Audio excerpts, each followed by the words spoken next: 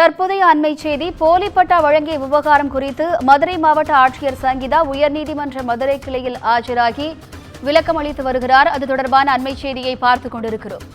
கூடுதல் விவரங்களை தலைமைச் செய்தியாளர் சிவா வழங்க கேட்கலாம். வணக்கம் சிவா, கூடுதல் விவரங்கள் என பதிவு பண்ணுங்க. மதுரை மாவட்டத்துல போலி பட்டா வழங்கிய விவகாரத்தில் சம்பந்தப்பட்டிருக்கக்கூடிய வருவாய்த்துறை அதிகாரிகள் மீது நடவடிக்கை எடுக்க உத்தரவிடக் கோரிய ஒரு மனு தாக்கல் செய்யப்பட்டிருந்தது. இந்த மனுவில் போலி பட்டா வழங்கிய விவகாரம் தொடர்பாக மதுரை மாவட்ட ஆட்சியர் சங்கீதா நீதிமன்றத்தில் தற்போது நேரில் ஆஜராகி அதற்குரிய விளக்கத்தினை வழங்கி வருகிறார்.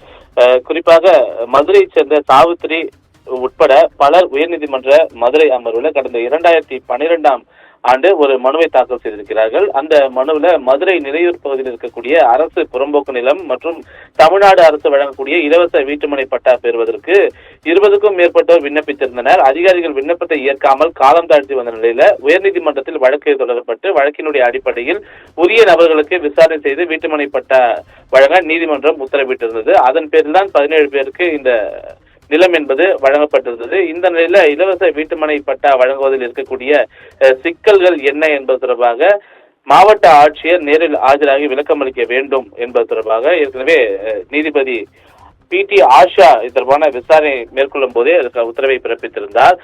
இந்த நிலையில்தான் இந்த மனு மீண்டும் நீதிபதி முன்பு விசாரணைக்கு வரும்போது மதுரை மாவட்ட ஆட்சியர் சங்கீதா நீதிமன்றத்தில் நேரில் ஆஜராகி மதுரை மாவட்டத்தில் போலி பட்டா வழங்கிய விவகாரத்தில் சம்பந்தப்பட்ட வருவாய்த்துறை அதிகாரிகள் மீது என்ன நடவடிக்கை எடுக்கப்பட்டிருக்கிறது என்பது தொடர்பாக நீதிபதி எழுப்பிய கேள்விக்கு ஆட்சியர் பதில் அளித்திருக்கிறார். அது மட்டுமல்லாமல் எத்தனை பேர் மீது நடவடிக்கை எடுக்கப்பட்டிருக்கிறது, ஏன் இதுவரை நடவடிக்கை எடுக்கவில்லை என்பன போன்ற பல்வேறு காட்டமான கேள்விகளை நீதிபதி எழுப்பியிருக்கிறார்.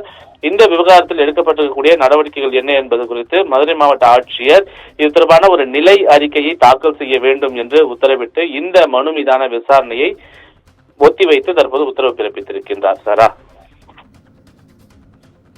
கூடுதல் விவரங்களுக்கு நன்றி சிவா.